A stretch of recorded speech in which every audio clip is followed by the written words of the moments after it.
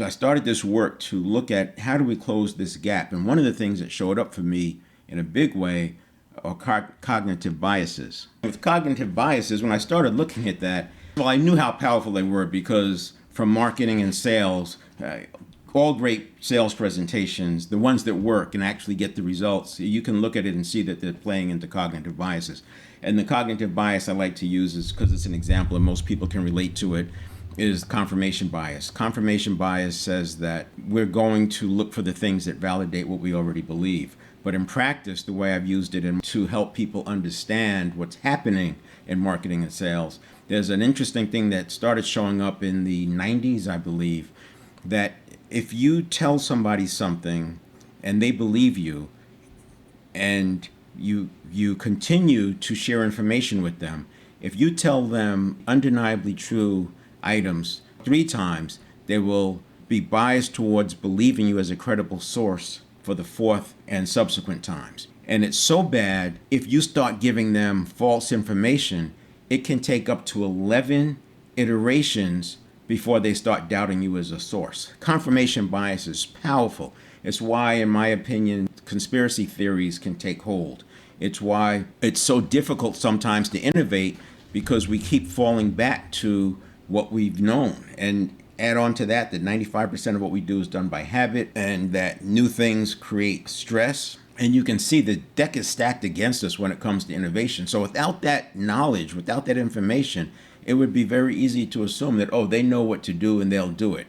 But I'm telling you that when it comes to innovation, it's very difficult to be able to square that, because people don't do what they know. They don't use what they know in general. I'm speaking in general terms. Continuing in the part about the cognitive biases, I subsequently went on to look at all the cognitive biases that I could find that would likely get in the way of project work, innovation, 10x. Right? If you go outside in any city and you look up, and all those buildings, everything you see, every business, every company, every organization was just an idea at one point. So when you think you've tried everything, you know you haven't, because you haven't accomplished what you're looking for yet. Well, I say that cognitive biases showed up as one of the major impediments towards getting those things that we want.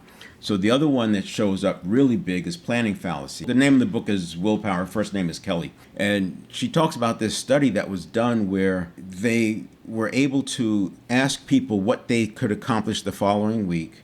And then, you know how double-blind studies are, right? And then they had them come back and look at the results. And then they would again ask them what they would accomplish the next week. And the amount of people who not only did not accomplish what they said they would then double down and say they would catch up on the following week.